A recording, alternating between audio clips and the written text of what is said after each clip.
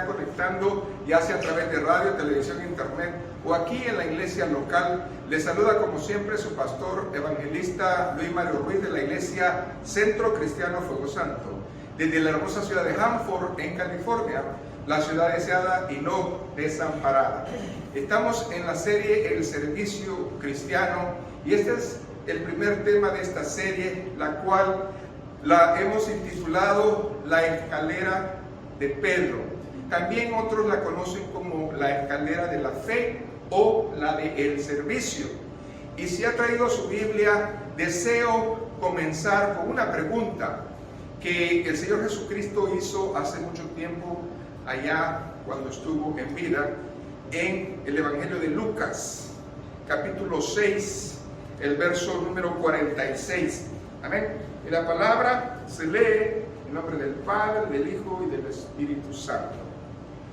¿Por qué me llamáis Señor, Señor, y no hacéis lo que yo digo?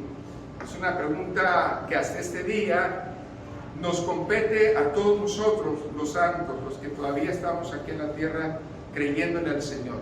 Buen Dios y Padre, aquí está tu palabra es verdad. Creemos que tú nos visitas.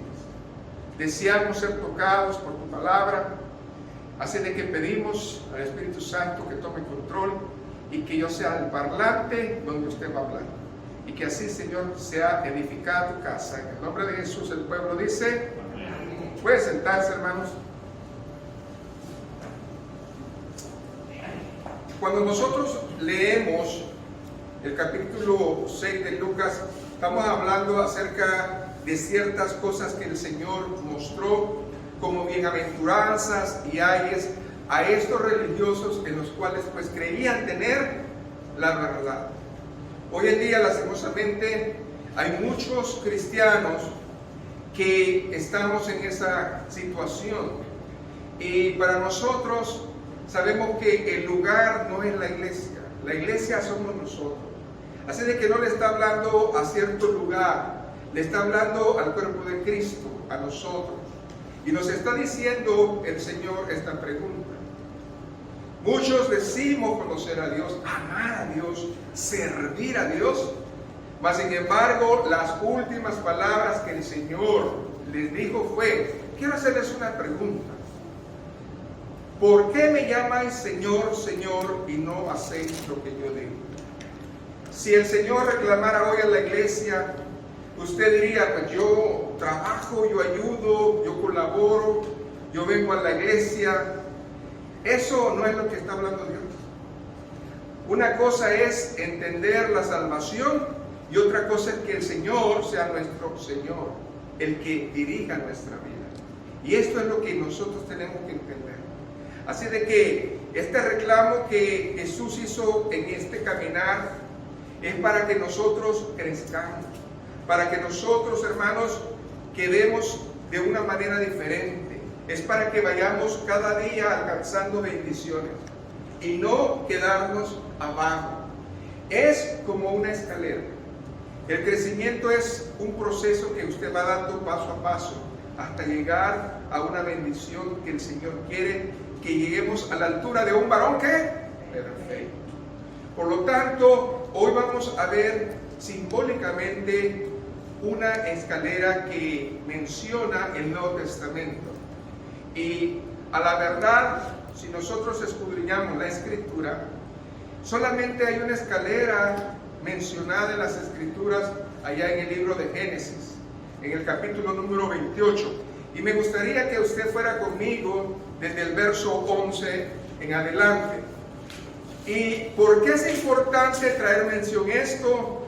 Porque cuando nosotros nos refiramos a esta otra escalera que nosotros simbolizamos, vamos a darnos cuenta que el propósito es completamente diferente a lo que nosotros, el Señor nos pide como iglesia que tenemos que hacer.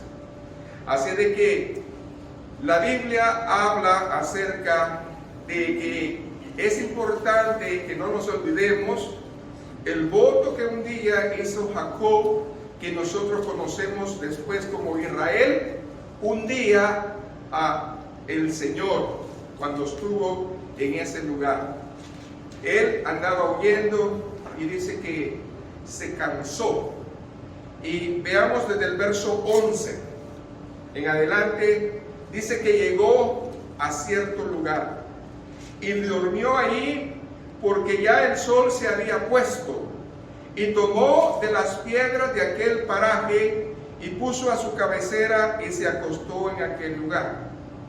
Y luego dice la Biblia que soñó, y aquí, ¿qué había? Una escalera que estaba apoyada en tierra y su extremo tocaba el cielo. Y aquí que ángeles de Dios subían y descendían por ella. Esa es la visión que tuvo Jacob en cuanto a una escalera. Y para muchos, especialmente los judíos, tienen una interpretación diferente a la interpretación que nosotros, la iglesia, le damos. Porque los judíos hablan acerca de que en la palabra de ellos, porque la palabra de ellos está dividida en dos. Está dividida en el Talmud, o lo que nosotros conocemos la Biblia hablada, y en la Torá. Y en la Torá no menciona nada de lo que el Talmud dice, y dicen que son un complemento. Pero lo que se refiere es que ellos dicen que cada escalón que subían los ángeles tenía una asignación y representaban los exilios o los juicios que iba a tener el pueblo de Dios desde Egipto hasta la venida de Cristo allá en Roma. Mas sin embargo, nosotros vemos aquí algo más como iglesia. Dice que había algo, la presencia de Dios estaba ahí. Dios estaba ahí. Los ángeles subían y bajaban. Pero dice que ¿dónde estaba Jacob? Ahí durmiendo en el suelo. Y lo que venían eran bendiciones y bajaban bendiciones. Pero lo más importante es acabar de leer todo el contexto. Sigan leyendo conmigo. Verso 13. He aquí Jehová estaba en el alto de ella, el cual dijo: yo soy Jehová, el Dios de Abraham, tu padre, el Dios de Isaac. La tierra en que estás acostado te la daré a ti y a tu descendencia. Aquí estamos hablando de que Dios está dando una promesa desde donde Él habita a un hombre. Amén. ¿Y qué más dice ahí? He aquí yo estoy contigo y te guardaré por donde quiera que fueres, y volveré a traerte a esta tierra, porque no te dejaré hasta que haya hecho lo que te he dicho. Y despertó Jacob en su sueño y dijo: ciertamente Jehová está en este lugar y yo no lo sabía. Y tuvo miedo y dijo: cuán terrible es este lugar, no es otra cosa que casa de Dios y puerta del cielo. Y se levantó Jacob de mañana y tomó la piedra que había puesto de cabecera y la alzó por señal y derramó aceite encima de ella. Nosotros sabemos que en ese lugar que era llamado Luz, él la ungió y le cambió el nombre a Betel. Pero es el lugar donde se dice que estuvo el templo del Señor. Ahí es donde prácticamente lo hicieron. Ahora bien, ¿qué más hizo ahí Jacob? Le dio un voto a Dios. Verso 19. Y llamó el nombre de aquel lugar Betel, aunque Luz era su nombre de la ciudad primero. E hizo Jacob un voto: si fuere Dios conmigo y me guardare en este viaje en que voy, y me diere pan para comer y vestido para vestir, y si volviere en paz a casa de mi padre, Jehová será mi Dios.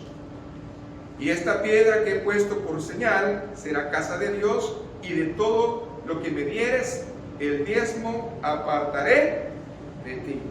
Esto se cumplió si el templo estaba ahí. Así que nosotros vemos perfectamente la figura de el tabernáculo establecido en la iglesia en ese lugar. Pero nosotros en la iglesia cristiana le damos un simbolismo un poco diferente. ¿Por qué? Porque no nos enfocamos exactamente en ese evento, sino en qué es ese evento. Y para eso, para entenderlo mejor, tenemos que ir a la Escritura en el tiempo de Cristo. Y ahí Cristo nos da la respuesta. Váyase al Evangelio de Juan, capítulo 1. No me pierda la escritura de Lucas porque vamos a entrar en un momento a él. Y le dijo: de cierto os digo, de aquí en adelante veréis el cielo abierto y a los ángeles de Dios que suben y descienden sobre ¿quién? El Hijo del Hombre. No está hablando de Jacob, está hablando de su venida. Está hablando, profetizando de que Él va a ser el que iba a venir. Amén. Él vino. ¿Cómo se llama Emmanuel? Dios con nosotros. Nosotros vemos el acontecimiento de Jesucristo como algo grande. Hubieron ángeles, hubo un anuncio en los cielos. Pero ahora el Señor, cuando venga, va a venir con gran potencia. Y desde este momento de Juan 1:51, el Señor ya está anunciando que Él va a volver otra vez. ¡Qué tremendo! Entonces, para nosotros, la escalera es Él. Él es, hermanos, el puente. Él es el camino. Él es la verdad. Él es la vida. Y nadie va a llegar a Dios sino por Él. Así de que Él estaba diciendo: las bendiciones las pueden subir y bajar los ángeles, pero ¿quién es el camino, el medio? Soy yo. Ahora, cuando nosotros vemos que figurativamente Jacob soñó, él lo que le estaba interpretando el Espíritu era: la salvación viene de mí, la cobertura te la voy a dar a ti mientras estés aquí en la tierra. ¿Y tú qué vas a hacer? De su corazón salió un voto para Dios. ¿De qué era eso? De que si estaba con Él, Él iba a andar con Él. Ahora nosotros, iglesia, lo importante que tenemos que entender es que esa escalera está accesible para aquel que la quiera. Amén. Y todavía el Señor está llamando a sus escogidos. Si nosotros deseamos, nosotros podemos ir a la presencia del Padre. Pero lo más importante es que la salvación es algo que nosotros no merecemos. No hemos hecho esfuerzo para obtenerla. Solamente nosotros hemos obtenido la fe necesaria para que por medio de esa fe de oír la palabra del Señor seamos, ¿qué, hermanos? Salvos. Pero si nosotros pretendemos creerle al Señor, vivir una vida con el Señor apartada y hacer algo más, necesitamos nosotros crecer de una manera diferente. Quiere decir que nosotros no nos podemos conformar con quedarnos con la salvación. Tenemos nosotros que crecer espiritualmente. Y para eso nosotros necesitamos, hermanos, la doctrina, la palabra del Señor. Y algo que me llama mucho la atención es que esta palabra fue inspirada por el Espíritu Santo. ¿A quién? A Pedro. Pedro fue el que recibió esta manera de crecimiento en el Señor. Nosotros somos salvos, pasamos el paso de obediencia, nosotros nos bautizamos, nosotros estamos, hermanos, cumpliendo las ordenanzas del Señor, bautizarse y también la recordación de Él, que por cierto hoy vamos a tener la comunión. Pero también tenemos que caminar en el punto del discipulado. En el discipulado es que el Señor nos quiere para que nosotros caminemos en Él. Así de que cuando nosotros comenzamos a ver esta bendición, se está abriendo algo grande y llegamos a el Evangelio de Lucas capítulo 6. ¿Y por qué llegamos ahí? Porque es aquí donde nos vamos a dar cuenta cómo es que viven y vivían muchas personas que decían creer en Dios y estar sirviéndole a Dios. Pero ¿qué fue lo que hizo el Señor en el capítulo 6? Vuélvase al capítulo 6 de Lucas. Y lo primero que deseo ver es que el Señor nos enseña que más allá, escuche bien, de una religión, más allá de lo que tú puedas hacer obras para Dios, está la misericordia. El Señor quiere que usted y yo lo entendamos. Si usted se va a Lucas capítulo 6, el verso número 13. Vamos a empezar con el 12 para que usted entienda el contexto. Jesucristo está describiendo Lucas que él todavía no había llamado a los 12. Amén. Él había hecho cosas, pero ahora es el tiempo de llamar a sus discípulos. ¿Y qué es lo primero que hizo él? Dice, en aquellos días, él fue al monte, ¿a dónde? A orar. Y pasó la noche orando a Dios. Y cuando era de día, llamó a sus discípulos y escogió a 12 de ellos, a los cuales también llamó apóstoles. Pero ¿para qué los llamó? Para que fueran formados, para que no se quedaran como estaban, sino que cuando nosotros venimos al Evangelio, aceptamos a Cristo, lo primero que el Señor nos pide es que entendamos su principio. La escalera de la fe o la escalera de Pedro es una escalera en la cual nosotros tenemos que entender, todo parte de un todo, de una base. ¿Y sabe dónde está esa base, hermanos? En Lucas 6. Y aquí vamos a dar este ejemplo, ya después usted va a ir entendiendo todas las cosas. Lo primero que el Señor dijo es, fue de día, Él escogió a sus 12 discípulos. Algo que me llama la atención es que el Señor no se puso a ver los errores de los que escogió. El Señor los escogió con propósito, porque figurativamente nosotros somos parecidos a ellos. Muchos éramos ladrones, mañosos, teníamos una vida desordenada, teníamos una vida de egoísmo, hipocresía y tanta cosa. Y el Señor sabía de las muchas cosas que ellos tenían, pero aún así, Él sabía que a través de la palabra ellos iban a ser limpiados, ellos iban a ser moldeados, edificados, preparados para ser ordenados. Eso es lo que nos pasa a nosotros cuando venimos al Señor. Cuando usted acepta a Cristo, muchos piensan que en ese día usted ya cambió 100%. Es el principio de un todo. Amén. Es el principio de un todo. Y ellos comenzaron a caminar con el Señor. Y lo primero que nos enseña el capítulo 6 es que ellos fueron expuestos. ¿A quiénes? A los de afuera. El Señor no los dejó con Él. El Señor no los dejó dentro de su iglesia, de su lugar. Dice que los expuso y los llevó afuera. Eso es importante. Entonces, Jesús se fue con sus discípulos a convivir con la gente.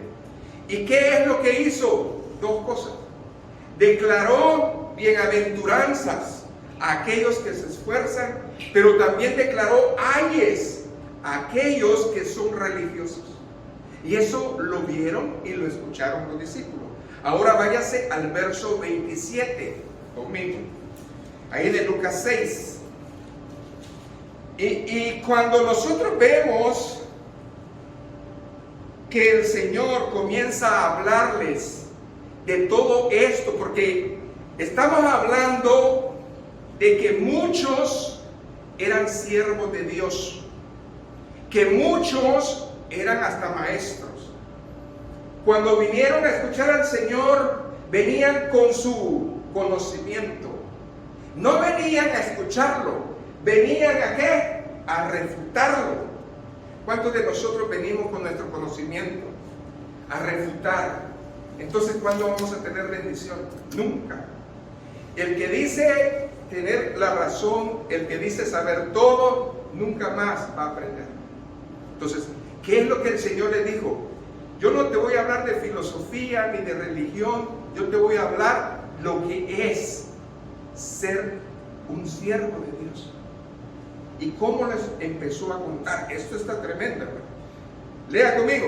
Dice,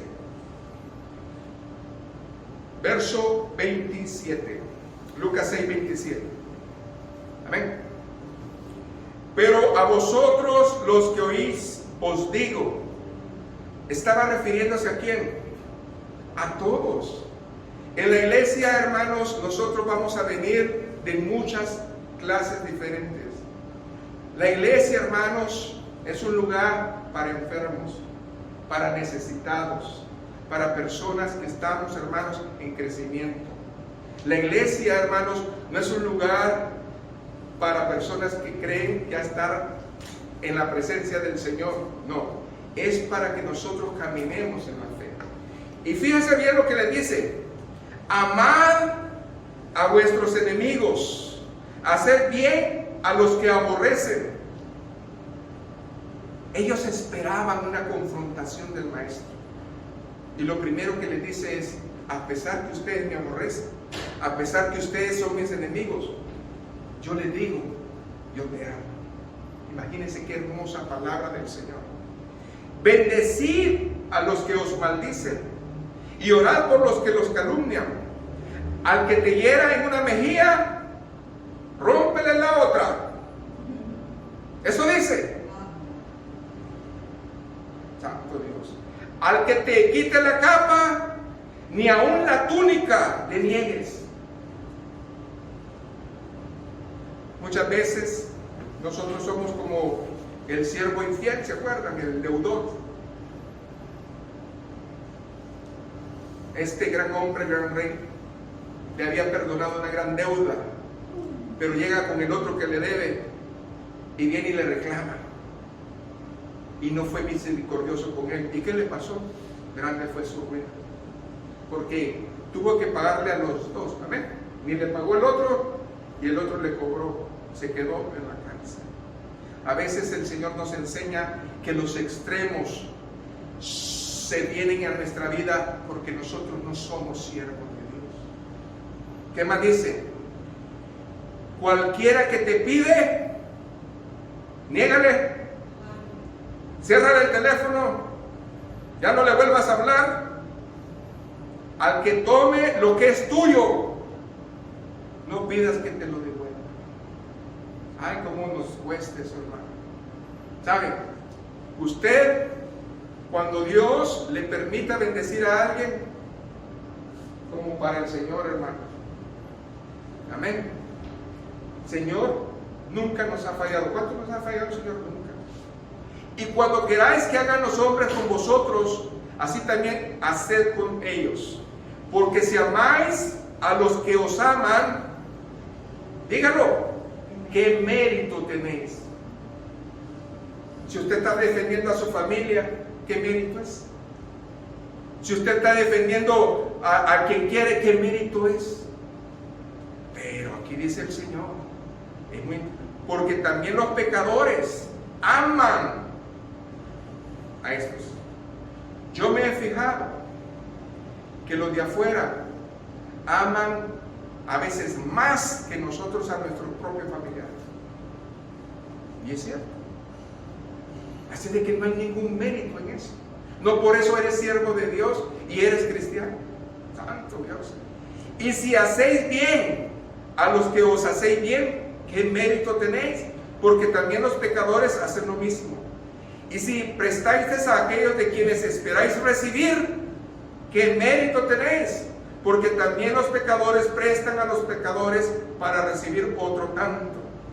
Amad pues a vuestros enemigos y haced bien y prestad no esperando de ello nada, y será vuestro galardón grande y seréis, esto es lo importante, hijos del Altísimo, porque Él es benigno para los ingratos y los malos. Cierto que sale el sol para justos e injustos, cierto que llueve para todos, hay aire para todos. Ese es el amor de Dios. Porque si nosotros fuéramos, hermanos, para muchos, Señor, córtales el aire, que ya no vivan. Eso es triste, hermanos, vivir así. Eso habla de un espíritu triste y pobre. Y lastimosamente en el pueblo de Dios abunda. ¿Y qué más dice aquí la palabra de Dios? Verso 36. Sed pues misericordiosos, como también vuestro Padre es misericordioso. No juzguéis y no seráis juzgados. No condenéis y no seráis condenados. Perdonad y seréis perdonados. En el verso 37 está la bendición de los dos tronos. Usted lo sabe cuáles son. El trono dígalo, el trono de misericordia y el trono de justicia de juicio. ¿Por cuál quieres empezar? Porque cuando nosotros nos ponemos a juzgar, lo primero que viene pasando es que Dios dice, ¿quieres irte por ese trono? Vamos por ese trono. Pero te acuerdo de una cosa, voy a comenzar contigo. Y cuando comienza con nosotros, nos va muy mal. Pero si nosotros nos vamos al trono de misericordia, que es el que nosotros conocemos, Cristo es misericordia y por salvación estamos ahí. Y en el trono de misericordia hay un abogado, Jesucristo el justo. Pero si nosotros nos vamos al trono de justicia, hermano, el Padre no puede ver pecado. Y nosotros, hermanos, dice la Biblia, no por obras, ¿para que qué? Nadie. El hecho que yo me porte bien y tú no, el hecho que yo haga obras y tú no, eso no me justifica delante de Dios, sino ve en mí la sangre de Cristo. Y si yo no me arrepiento de mis faltas y la voy acumulando, ¿qué va a pasar? Pero cuando venga el mentiroso, porque ahí está día y noche, dice la palabra del Señor, acusándonos, ¿qué va a decir? Nos va a encontrar como desnudos delante de Dios. No nos va a encontrar con la sangre de Cristo. ¿Por qué? Porque nosotros no tenemos, hermanos, un corazón humilde para arrepentirnos.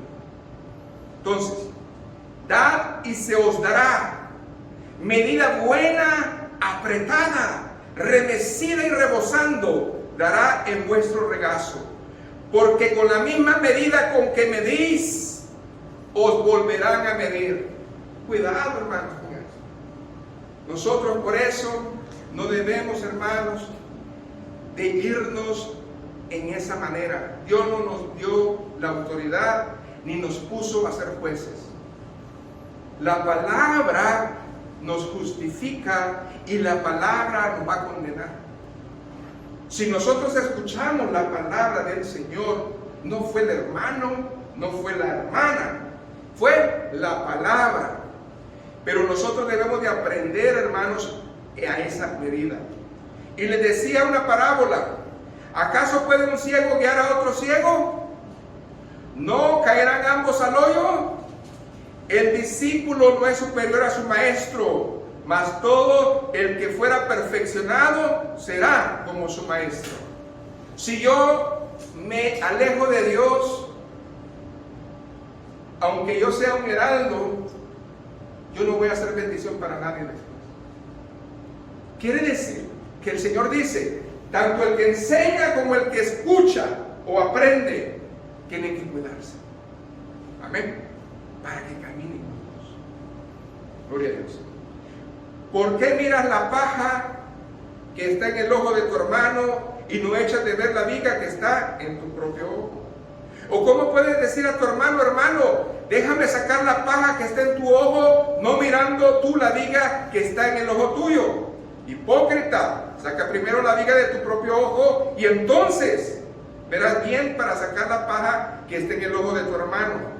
No es buen árbol el que da malos frutos, ni árbol malo el que da buen fruto, porque cada árbol se conoce por su fruto. ¿Qué dijo Cristo? ¿Quieres conocer quiénes son míos? Haz una cosa, no veas si saca demonios, no veas si hace milagros. Dice, por sus frutos los conoceré. No es que tanto prediques, que tanto alabes, no, por tus frutos. Hoy en día ¿qué tenemos en las iglesias? Músicos. Hoy en día, ¿qué tenemos en las iglesias predicando? Profesionales. Por sus frutos. No estamos nosotros viendo lo que el Señor pide que veamos. Nosotros tenemos, hermanos, que dar frutos en el Señor. ¿Qué más dice? El hombre bueno de buen tesoro de su corazón saca lo bueno, y el hombre malo del mal tesoro de su corazón saca lo malo, porque de la abundancia del corazón, ¿qué dice ahí? Habla la boca. Así de que, imagínese usted, después de haber escuchado este discurso del Señor, viene y no le da tiempo y le dice la respuesta. Muchos de ustedes me dicen a mí que soy su Señor, pero no me obedecen. Quiere decir que el Señor no se fue en los dones, no se fue a las habilidades, se fue a los frutos. Y el Señor no encontró frutos en su plan. Ahora bien, ¿cómo está nuestro ministerio con el Señor? Porque podemos decir que estamos trabajando para el Señor, pero aquí el Señor dice, hay un reclamo. Yo ya te dije, haces todo esto que te dije, y si lo haces, entonces eres mi discípulo, entonces eres mi siervo. Pero si no lo haces, no sé a quién estás sirviendo. Es un reclamo fuerte. Por eso Jesucristo le refirió en el verso 47 la fundación. Y eso es lo que nosotros empezamos en la escalera de este varón Pedro, la fundación. Si nosotros no tenemos la fundación en Cristo, muy difícilmente podemos edificar algo. ¿Qué dice ahí? Todo aquel que viene a mí y oye mis palabras y las hace, os indicaré a quién es semejante. Quiere decir que aquí le da otra vez la respuesta y le pone dos escenarios. Semejante es al hombre que al edificar una casa cayó y ahondó y puso el fundamento sobre la roca, y cuando vino una inundación el río dio con ímpetu contra aquella casa, pero no la pudo mover porque estaba fundada sobre la roca. Mas el que oyó y no lo hizo. Muchos oyen la palabra de Dios y no la hacen. Unos han considerado que estas personas son ateos prácticos. ¿Qué es un ateo práctico? Un ateo práctico es aquel que le encanta leer la palabra de Dios, la sabe más que usted, pero simplemente no la hace, no la cumple, porque no la cree. Amén. ¿Qué va a pasar con las personas que no tienen esa fe? Diga, ahí dice: serán semejantes como el hombre que edificó su casa sobre tierra, sobre la arena, sin fundamento, contra la cual el río dio con ímpetu y luego cayó. Y grande fue su ruina de aquella casa. Yo puedo decir que amo a Dios, yo puedo decir que mi corazón está con Dios, yo puedo decir que Dios está en mi casa, yo puedo decir misa. Pero la verdad es que si yo dejo la palabra de Dios a un lado, no estoy cumpliendo lo que el Señor me dice. Entonces, debemos de pensar seriamente en este capítulo 6, porque más parece que en las iglesias Lucas 6 no se predica. Y no se predica, ¿por qué? Porque no queremos comenzar. Si usted y yo queremos servir un día al Señor, debemos de comenzar en el fundamento. Entonces, ¿cómo entonces nosotros crecemos? A través del crecimiento. Es la única manera que nosotros podamos crecer. Amén. Entonces, el crecimiento nos va a llevar, hermanos, a tener esa gracia. Ahora bien, cuando el apóstol Pedro fue expuesto a esos años con el Señor, él fue un intrépido. Amén. ¿Se acuerdan? Señor, dime que yo camine sobre las aguas y yo voy ahí. ¿Y qué cree que hizo? Le dijo, ven. ¿Y qué pasó? El único hombre que se registra en la tierra que caminó en el agua fue. Aleluya. El único hombre inoportuno. No, Señor, que no te pase eso, que no perezcas. ¿Y qué le dijo el Señor? Quítate de mí, Satanás, eres estorbo. Para que usted entienda, la palabra Satanás es adversario. En otras palabras, tú eres un adversario si tú dejas que yo no sea salvo. Yo tengo que morir. Cuando nosotros somos estorbo a la bendición de Dios. Ay, y hay algo que viene y nos exhorta. Nosotros, ¿cómo nos ponemos? ¿Cómo se puso Pedro a defenderse? No, entendió, reconoció. De eso estamos hablando. Es una cosa tremenda. El apóstol, hermanos, es un personaje que vivió muchas cosas tremendas. Pero ya cuando era un apóstol maduro, cuando ya él pudo por fin comenzar a darle instrucción a la iglesia, él, en su segunda carta de Pedro, en el capítulo 1, él abre la escalera del crecimiento de la fe y del servicio. Sé de que váyase conmigo, por favor, ahí. Y dice la palabra: vosotros también, poniendo toda diligencia, por esto mismo, añadid a vuestra fe virtud, a la virtud conocimiento, al conocimiento dominio propio, al dominio propio paciencia, a la paciencia piedad, a la piedad afecto fraternal y al afecto fraternal amor. Entonces, esta lista que nos habla, segunda de Pedro, capítulo 1, habla acerca de un crecimiento.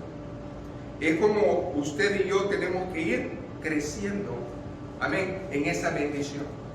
Ahora bien, esta lista, hermanos, debe de representar en sí nuestras virtudes cristianas, donde nosotros podemos empezar. Muchos me han dicho, pastor, ¿dónde empiezo?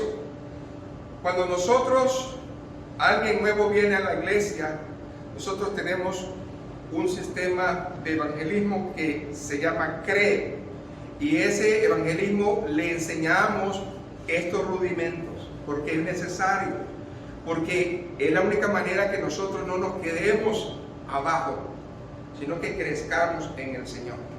Amén. Porque el servicio cristiano, hermanos, no se hace abajo, porque abajo está la carne, sino en un continuo ascenso donde está el Espíritu del Señor. Amén. Sé de que por un momento, hermanos, vamos a comenzar esta escalera, siempre y cuando recordarles esto: la manera en cómo va esta escalera no necesariamente va a decir una a la vez. Debemos pedirle al Señor que crezcamos en estas 8 áreas al mismo tiempo. Y me parece muy interesante que la palabra ponga la fe como fundamento y arriba el amor como un contrapeso. Quiere decir que si lo ponemos como un acordeón, ¿qué tendríamos nosotros en cada lado? Fe y amor. Aleluya, un aplauso al Señor. Eso es lo que el Señor quiere.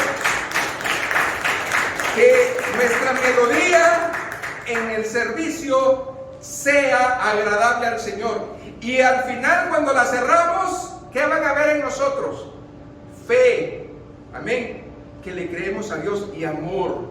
Amor a Él y amor al prójimo. Entonces, nosotros estamos cumpliendo con el corazón de Cristo. De esa manera nosotros lo hacemos. Así de que vamos a ver la próxima slide y nos vamos a concentrar en la fe. Es importante esto. Fe. Nosotros sabemos que el primer escalón abre los demás. A alguien que le tiene miedo a las alturas nunca va a subir una escalera a menos que ponga el primer pie en el primer escalón. Amén. No hay manera de subirla. Y usted y yo ya dimos ese paso. Cuando usted aceptó a Cristo, aleluya, ya dio ese paso de fe. Entonces, en ese paso de fe, ¿qué dice Hebreos 11:6? Pero sin fe es imposible agradar a Dios.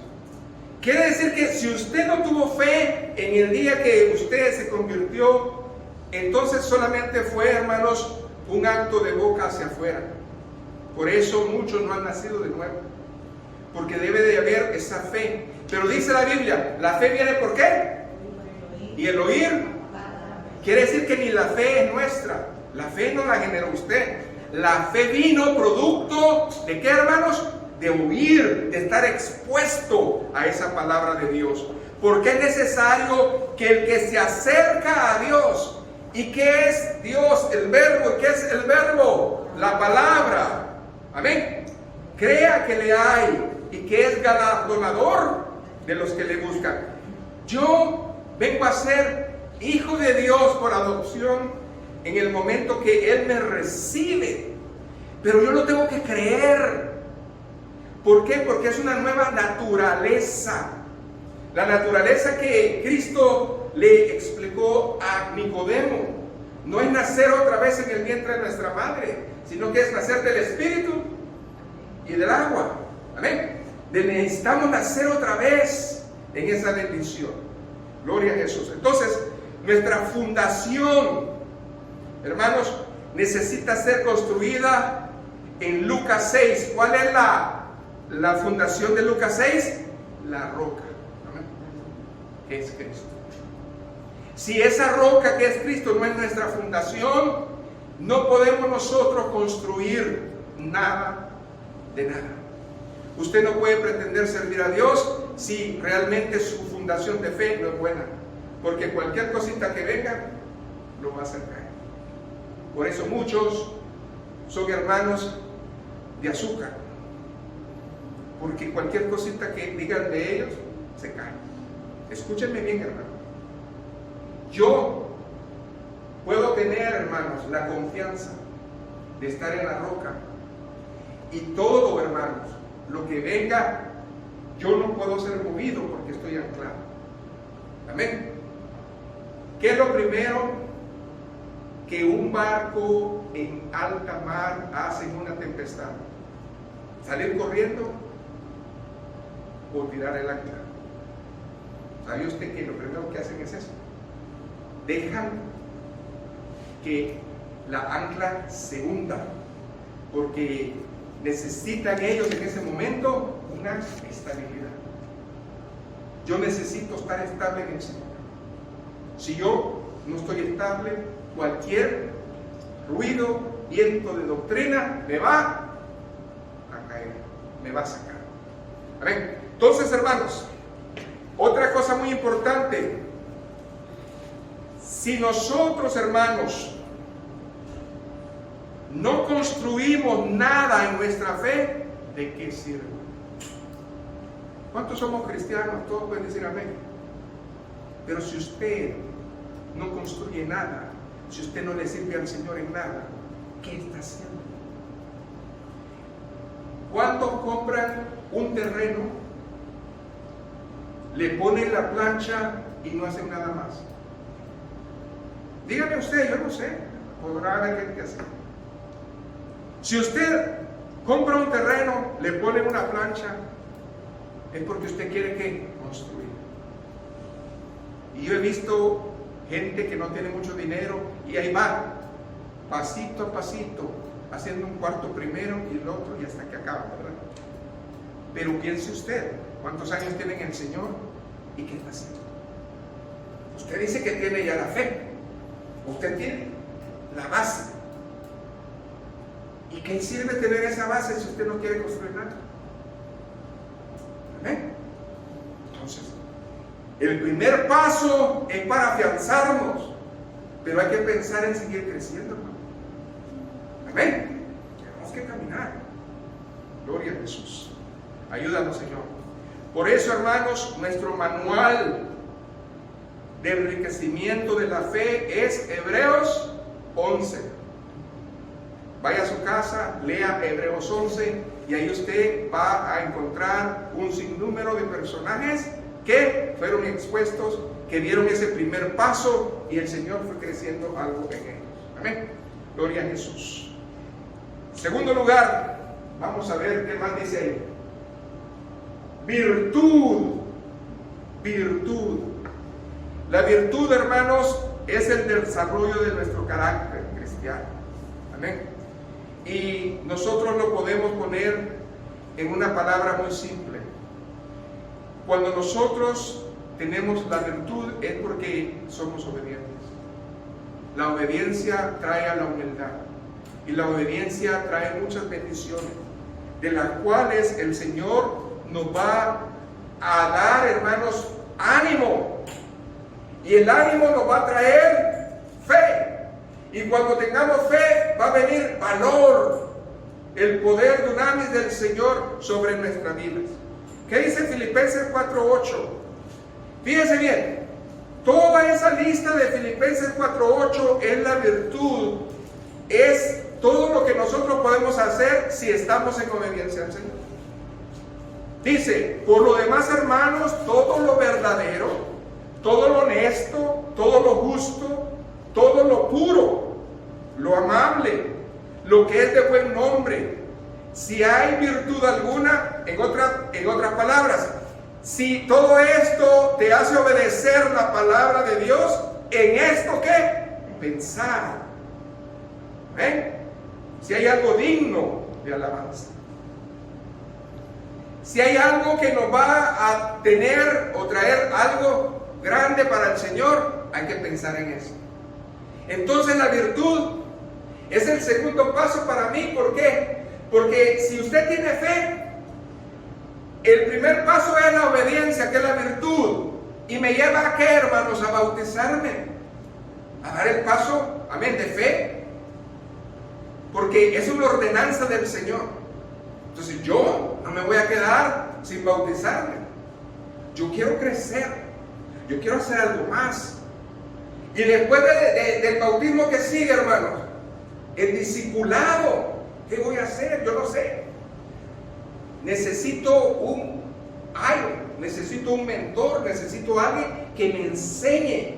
Amén. La palabra para yo crecer. Entonces, yo tengo que sujetarme como el discípulo. Pero ¿qué es la función de un discípulo? El discípulo reproduce ¿a quién? ¿A otro? Amén. Entonces quiere decir que usted no puede ser egoísta. Usted sabe toda la Biblia, usted ora y usted siente a Dios, pero usted no comparte nada de Dios. ¿Ese es un discípulo? Usted tiene que ser de esa manera. En esta actitud de bendición, usted tiene que estar. El Espíritu nos va capacitando para que nosotros vayamos subiendo. Ahora usted ya no está como antes. Ahora si usted ve hacia abajo, ya está lejos del mundo. Ya no está como antes. Va creciendo en el Señor. Vamos a la otra. Conocimiento. Conocimiento. ¿Qué es conocimiento? Es la comprensión de las cosas espirituales. Muchas personas estudian muchos años para ser doctores y para ser especialistas en algo. Pero nosotros como cristianos usamos, hermanos, el conocimiento de la Biblia muy poquito, así. Cuando tengo tiempo, cuando me alcanza, a ver, ya me lo puedo, más o menos. Esas son nuestras respuestas. Qué triste. ¿Cómo yo voy a alcanzar, hermanos, a entender la palabra si yo no la leo? En el conocimiento va a venir una etapa. La palabra es la profecía más segura que tenemos. Y porque es profecía, ahí ya tenemos revelación. Porque Dios se está revelando al hombre. Amén. Entonces, después de la revelación, ¿qué viene? El discernimiento. Basado en lo que yo veo, yo discierno. Ya comienza el Señor a traer. Pero ¿cuándo es que nos abre el entendimiento?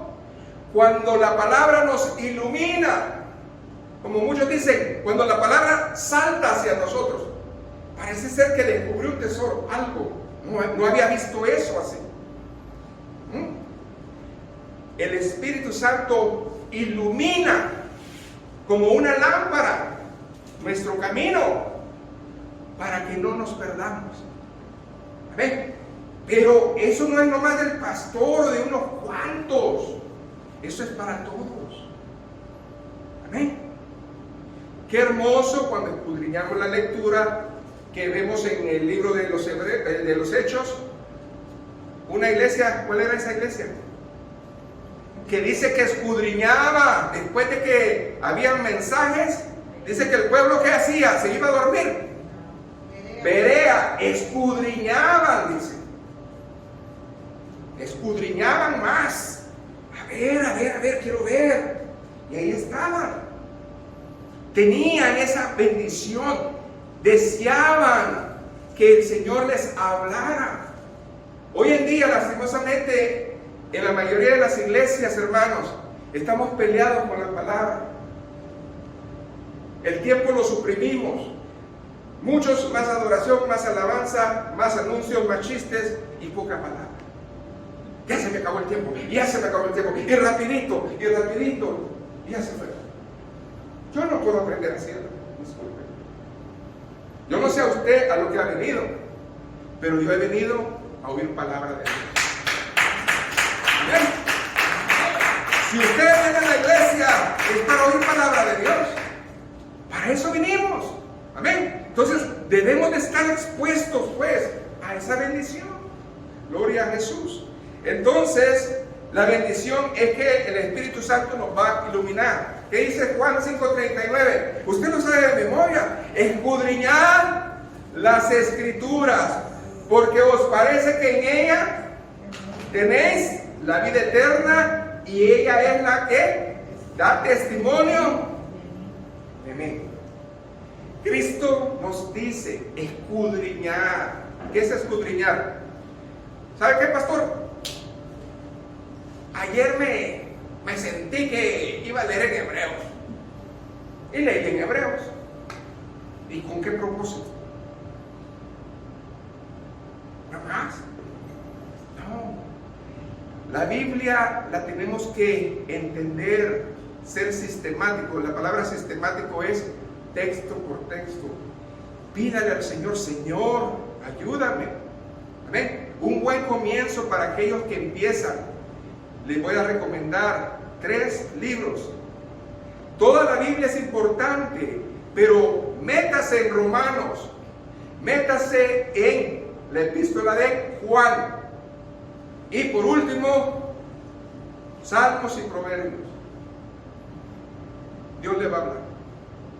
Ahí va a tener una mezcla hermosa de bendición, porque Dios le va a hablar. El libro de los Romanos, la epístola de los Romanos, es el mini evangelio. Están los 4 evangelios condensados. Amén. Ahí está.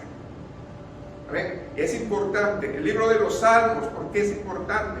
Porque nos habla de la fe, de cómo vemos que el Señor sí, lo que promete, lo cumple. Proverbios, los consejos. Amén. Créale al Señor. La epístola de Juan quiere conocer a Jesucristo de una manera espiritual. Vamos a esa escritura. Amén. Comience a hacerlo. La próxima, ¿qué es? Dominio propio. Bueno, ¿qué es dominio propio? El poder de sujetarnos. Es imposible sujetar la carne, pero en el Señor se puede, hermano. El creyente aprende a controlarse. Amén. ¿Por qué? Porque hay algo en nosotros que se llama temperamento, y el temperamento Dios no lo va a cambiar porque así lo hizo. Pero sí, dice la palabra, airaos pero no pequéis. O sea, airaos pero no pequéis. En otras palabras, Dios no le quita tu esencia, lo que hace es te moldea. Pedro fue Pedro hasta que murió, sí. Pablo fue Pablo hasta que se murió, también. ¿Qué es lo que hizo el Señor? Controlar su temperamento. el Señor lo que hizo fue ponerles más gracia. Amén. Para que no fueran, ¿qué? Estorbo, sino bendición a otros. Y eso es lo que nosotros debemos de entender. Segunda de Timoteo 1:7 nos dice que primeramente Dios nos ha dado un espíritu no de cobardía, sino de poder, de amor y de dominio propio. Quiere decir que eso lo espera el Espíritu en nosotros. Pero cuando nosotros decimos, se me salió López, es que muy seguido se le sale. Yo por eso le he dicho a la iglesia,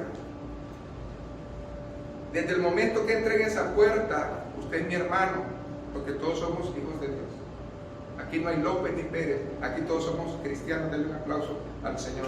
Aquí todos somos de Cristo. ¿No existe eso? Si nosotros entendemos ese concepto, vamos a respetar más a nuestros esposos, a nuestras esposas, a nuestros hijos.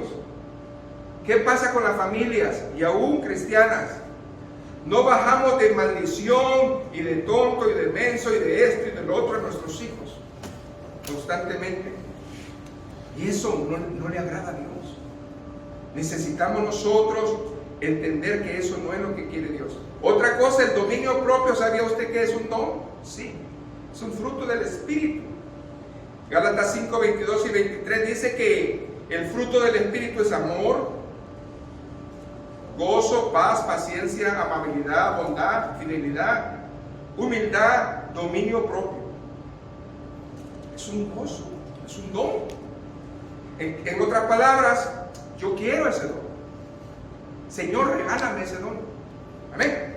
Es importante que yo tenga ese don. Vamos al otro. Hermanos, si de todo se va a recordar, tiene que ser de este. Este paso, este escalón es uno de los más delicados, la paciencia. ¿Y por qué, hermanos? Porque la paciencia es perseverar. Amén. Es un fruto de una vida equilibrada. Cuando uno tiene paciencia, denota firmeza, persistencia y, lo más importante, capacidad de creerle a Dios. ¿Saben cuántas promesas tenemos nosotros? A lo mejor todavía no están resueltas, todavía estamos esperando, pero la capacidad de esperar en ella es un don hermoso. Lo primero que yo veo es váyase al Salmo 40. Mire, el Salmo 40 habla acerca de una verdad. Cuando nosotros comenzamos a hacer lo que dice el texto original, ¿por qué me dice Señor, Señor, y no hacéis lo que yo digo? Pero cuando nosotros hacemos lo que el Señor dice, fíjese bien cómo el salmista aquí está pasando una situación muy dura. Y dice, pacientemente esperé a Jehová, y se inclinó a mí y oyó mi clamor. Ese es el resultado. El problema es que nosotros no creemos que Dios nos va a contestar. Amén. Ese es el problema. Pueblo de Dios, aprendamos que el tiempo de Dios no es el tiempo nuestro. Y a veces nosotros decimos, Señor, ya pasaron días, ya pasaron meses, pero en el tiempo de Dios no han pasado días ni meses. No sabemos. O sea, yo lo único que tengo que entender es que Dios es un Dios de justicia y real. Y me hizo sacar del pozo de la desesperación. Lo primero que quita el Señor en la paciencia es eso. Te quita la desesperación. Por eso dice, tú eres una persona muy paciente, no te desesperas. Es lo primero que quita el Señor. Ese espíritu de desesperación, el Señor lo quita. Y por eso me quiero detener aquí muy fuerte. Del lago cenagoso puso mis pies sobre peña y enderezó mis pasos. ¿Qué es lo primero que hace el Señor? Nos vuelve a subir a la roca, porque nosotros nos salimos de la roca. Cada vez que usted no tiene fe, es como que usted se baje de la roca. Y el Señor dice, no, este es el lugar donde tú tienes que estar. Amén. Y dice que afirma nuestros pies. En otras palabras, este es el camino. Sigue adelante. ¿Y qué más dice la palabra del Señor ahí? Bienaventurados. Puso luego en mi boca, ahí viene el resultado. Cántico nuevo, alabanza a nuestro Dios. Verán esto muchos, temerán y confiarán en Dios. El testimonio de haber esperado en Dios trae un espíritu agradecido y humilde. ¿Sabe por qué el pueblo de Dios da testimonios? Porque han pasado pruebas, milagros, maravillas. Y la mayoría dice, pero yo esperé en el Señor y Él me contestó. Amén. El testimonio que nosotros damos de este don de la paciencia va a hacer que otros crean a Dios. Amén. Bienaventurado el hombre que puso su confianza en Dios y no mira a los soberbios ni a los que se desvían tras la mentira. ¿Sabe? Los que saben esperar en Dios alcanzan la bendición completa. Amén. Nosotros hemos visto por experiencias en la familia y en otras familias que muchos se adelantaron. Amén. No quisieron esperar en Dios. ¿Y qué pasó? El resultado, usted lo conoce. Pero si hubieran esperado en Dios, hubiera sido una bendición completa. Amén.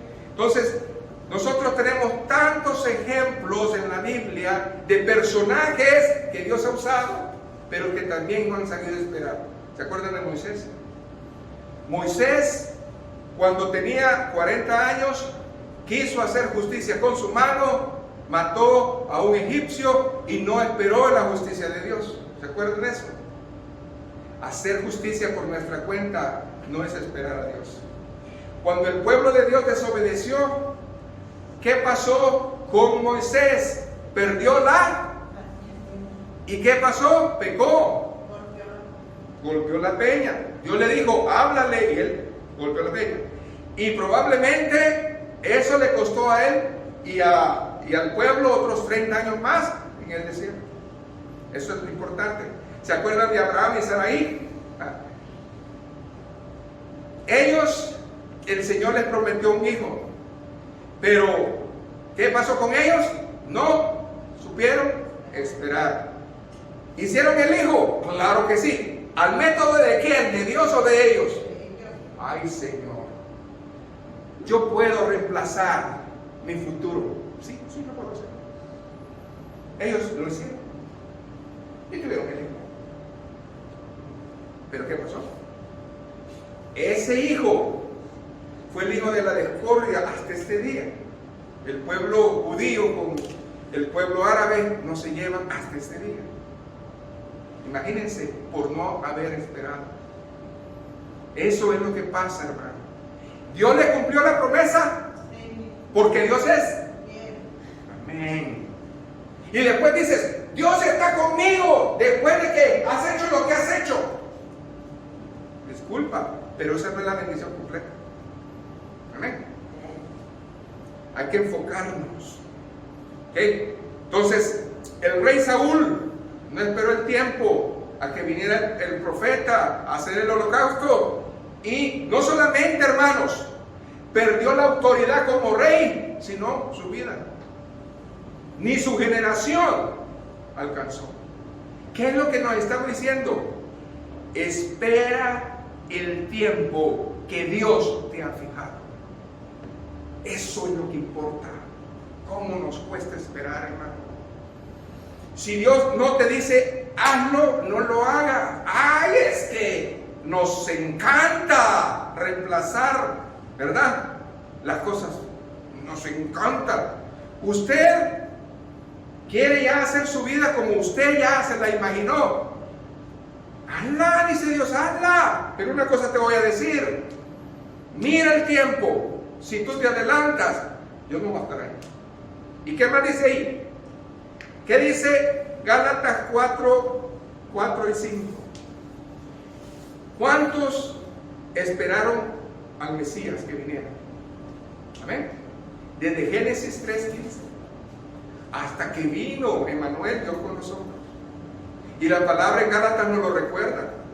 Pero cuando vino el cumplimiento del tiempo, Dios envió a su Hijo, nacido de mujer y nacido bajo la ley, para que redimiese a los que estaban bajo la ley, a fin de que recibiésemos la adopción de hijos.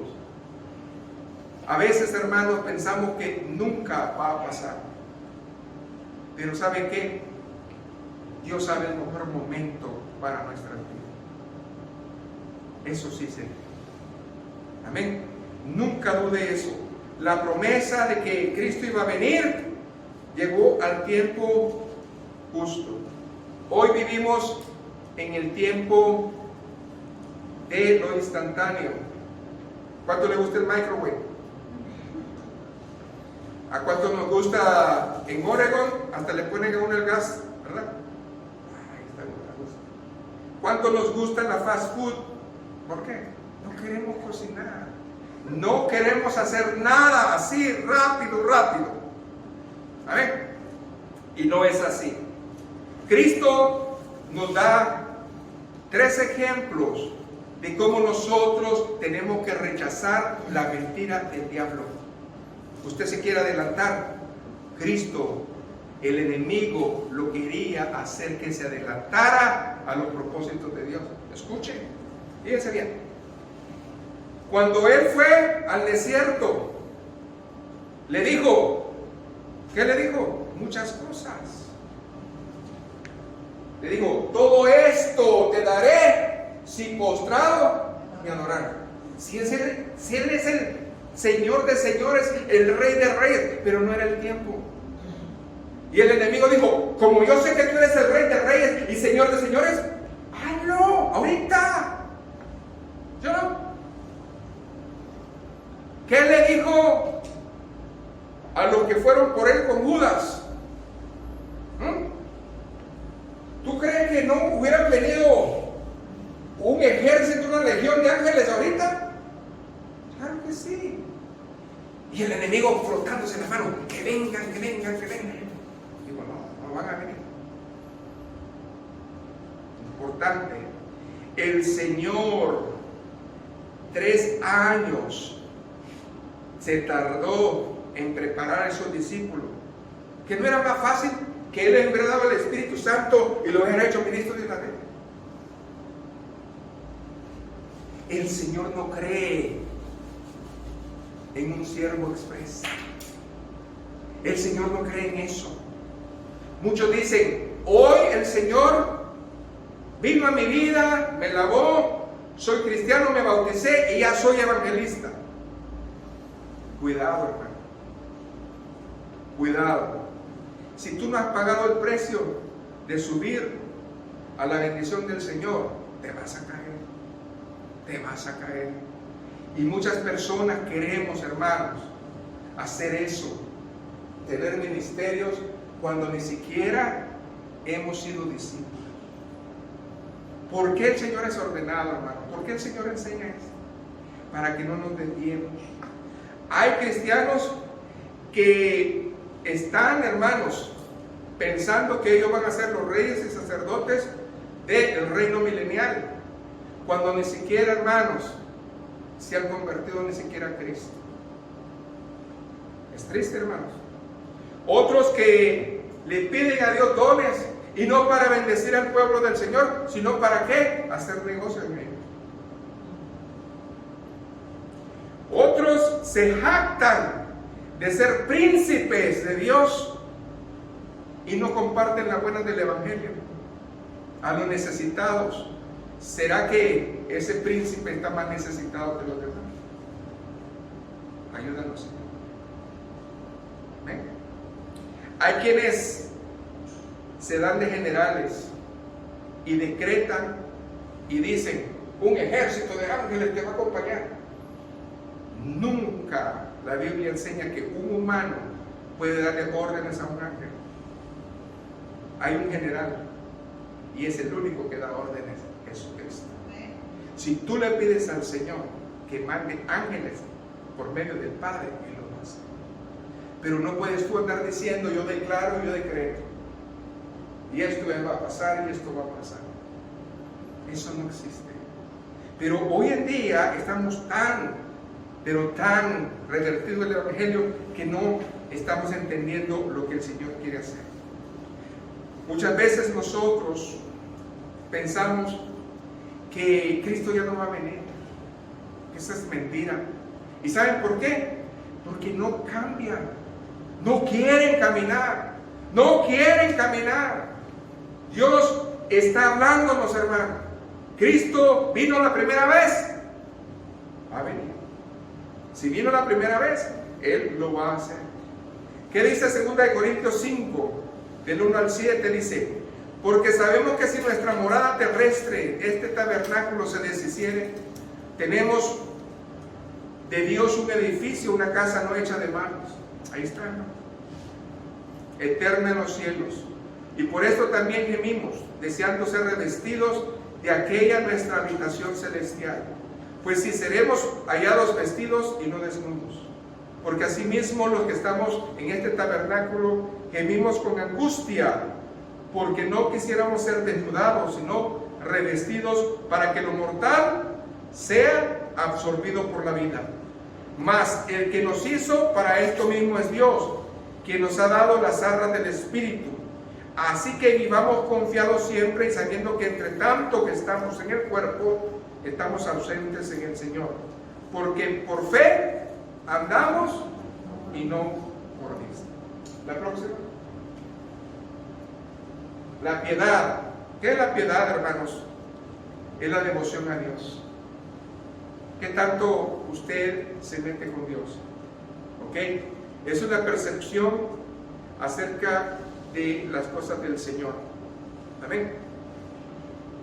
Pablo le dijo a Timoteo en 1 Timoteo 6:11: mas tú, hombre, huye de estas cosas, sigue la justicia, la piedad, la fe y el amor, la paciencia y la mansedumbre.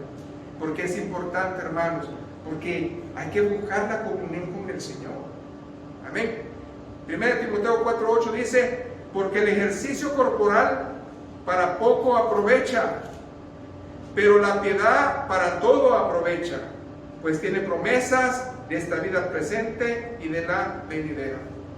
Hay gente que gasta mucho en lucir bien, pero el Señor dice: es mejor espiritualmente estar bien. Amén. Hay que invertir eso mucho. Eso es lo que el Señor quiere. Amén. Gloria al Señor. La fraternidad es el otro paso, ¿creen? El afecto fraternal o la fraternidad es el reflejo de una madurez cristiana. Usted tiene fraternidad, es el reflejo de la madurez cristiana, hermanos. Como Romanos 12:10 dice: sed afectuosos unos con otros con amor fraternal, con honra, daos preferencia unos a otros. Primera de Juan 4:21 dice: y este mandamiento tenemos de él, que él que ama a Dios, ame también a su hermano. Amén. Y uno más, Primera de Juan 4:7 dice: amados, amémonos unos a otros, porque el amor es de Dios, y todo lo que ama a Dios es nacido de Dios y conoce a Dios. Entonces, hermanos, no está en mí amar. El Señor ya me amó. Porque el Señor ya me amó, yo tengo que amar a los demás. Amén. Por último, el amor. Amén. El amor es el mayor de todos, dice Primera de Corintios 13:13. ¿Se acuerdan? Ese es el mayor de todos, el amor. ¿Y por qué la escalera está al último, arriba? Porque cuando nosotros pensamos en hacer una melodía para Dios como un acordeón, tenemos abajo la fe y arriba el amor. Y comienza la melodía del ¿qué? Del servicio. Cuando usted las une, ¿qué es lo que miran? Fe y amor. Lo importante, acuérdese de eso. Si de algo se ha de recordar en esto, es de que Dios escucha nuestra melodía en el servicio Y si yo me acuerdo que es el servicio, el fundamento es que la fe, pero mi objetivo es el amor. Amén. Qué hermoso Dios nos habló, ¿verdad? Porque esto es el amor. Por encima de todo, vístanse de amor, que es el vínculo perfecto. Amén. Proverbios 3, del 3 al 4 dice: que nunca te abandone el amor y la verdad. Llévalo siempre alrededor de tu cuello. Escríbelos en el libro de tu corazón. Contarás con el favor de Dios y tendrás buena fama entre la gente. El amor. Amén. Se dice, hermanos, 8 virtudes. ¿Cierto? Ahí están las 8 virtudes que Dios nos ha presentado hoy. Es como una escalera que Dios quiere que estemos subiendo de triunfo en triunfo, de victoria en victoria. Se hacen nuestras cuando comenzamos a aceptar a Cristo. Dios las da, solamente que hay que perfeccionarlas. La fe se hace más fuerte, el conocimiento se va a ampliar, la paciencia va a aumentar. Cada día que vivamos, hermanos, nos va a dar brillo. ¿Se acuerdan de la revelación del iluminamiento? Como cristiano necesitamos crecer, necesitamos crecimiento espiritual. ¿Por qué? Porque es la única manera de que nosotros podamos expresar Romanos 8:37, que dice que en Cristo somos más que vencedores. Cuando yo oigo ese texto que lo pronuncian mucho, digo, Señor, gracias, porque este está en la escalera. Porque aquel que dice eso es porque entiende. Amén. Y eso es lo importante. Cristo somos más que vencedores. El no estar en esa escalera, hermanos, es como que usted tenga miopía espiritual. ¿Sabe qué es la miopía en nuestro estado físico natural? No ver de lejos. Yo no puedo ver lo que viene si tengo miopía espiritual. Pero si yo estoy en esa escalera subiendo, voy a ver todo lo que pasa. ¿Se acuerdan de los vigias? ¿A dónde estaban los vigias? Ellos estaban viendo que allá venía el enemigo. No te más sorprende. Si tú quieres realmente servirle a Dios, tú tienes que estar arriba. En las alturas me hace nada. Amén. ¿Por qué el Evangelio de Juan lo compara como el águila? Porque estamos hablando de cosas espirituales. Amén. Yo quiero estar ahí. Ahora bien, al subir esta escalera, nuestra visión en Cristo se va a aclarar. Amén. Porque nosotros ya no vamos a ser carnales, sino espirituales. Ahora viene el reto, y es el texto original, Lucas 6:46. ¿Por qué me llamáis Señor, Señor, y no hacéis lo que yo digo? No solamente basta con la intención, amén, sino que hay que hacer su palabra por obra. ¿Por qué no comenzar? Amén. Puesto de pie, vamos a creerle al Señor. Buen Dios y Padre, he predicado tu palabra. Gracias por esta hermosa palabra que tú nos has dado. Yo te pido, Señor, que sigas iluminándonos, bendiciéndonos y trayendo a nuestro corazón este refrigerio para que nosotros tomemos en cuenta tu palabra y la escudriñemos y la hagamos por obra. Gracias, Señor, porque estamos, Señor, en tu camino y hemos aprendido que tú eres la escalera, la que abrió paso a nuestra salvación. Y por eso tú nos quieres en ella, en la escalera que eres tú.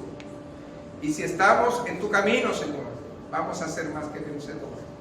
Por eso te alabamos y te bendecimos. Ayúdanos a llevar este evangelio, Señor, para tu gloria. En el nombre de Jesús.